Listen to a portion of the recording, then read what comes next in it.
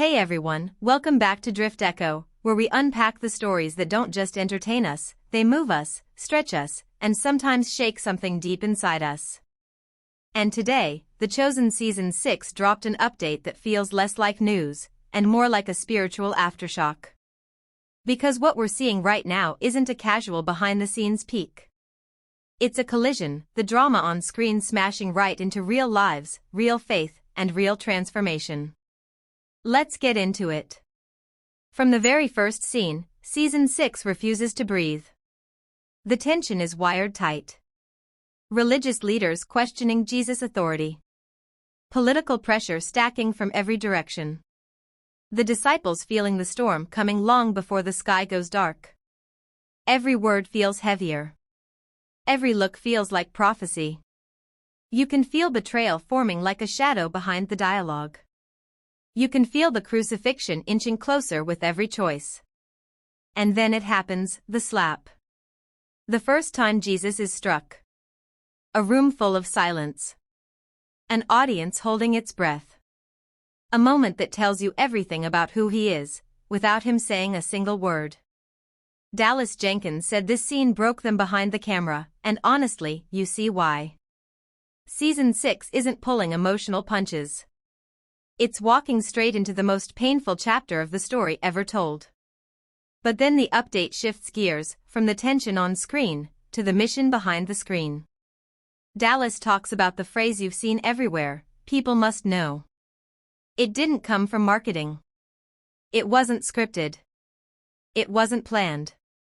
It came from a spontaneous moment in The Shepherd, the tiny Christmas short filmed before The Chosen even had a name. Just one line. One spark.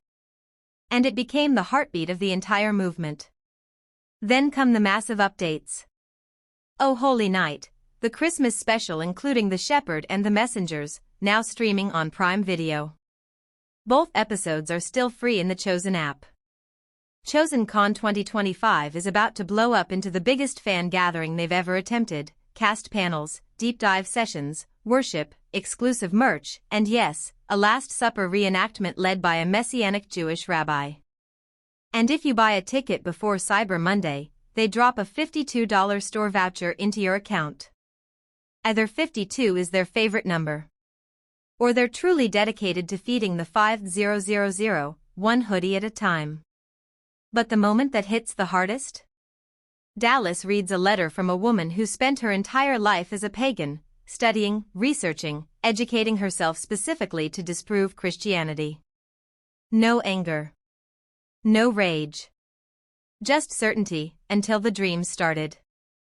A man saying, "Follow me." Night after night.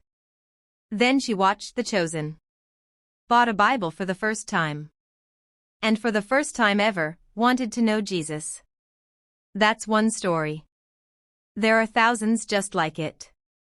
This is why the show stays free.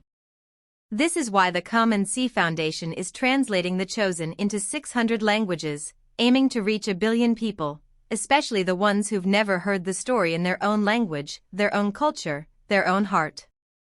Kids. Non-Christians. People who can't read. People who gave up on church years ago. People who never imagined they'd care about Jesus at all. But something in this show reaches them, quietly, powerfully, personally. One viewer said it better than anyone. I was one way, and now I'm completely different. That transformation isn't a plot point. It's real life. So yes, Season 6 is going to hurt. It's going to stretch the cast, challenge the crew, and hit the audience straight in the soul. But it's also going to guide us to the greatest act of love ever shown. And through every episode, every translation, every tearful update, the mission stays the same. People must know. What do you think? Is Season 6 shaping up to be the most powerful chapter yet? And how do you feel about the global mission behind the show? Drop your thoughts below.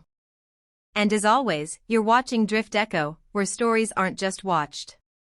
They're felt.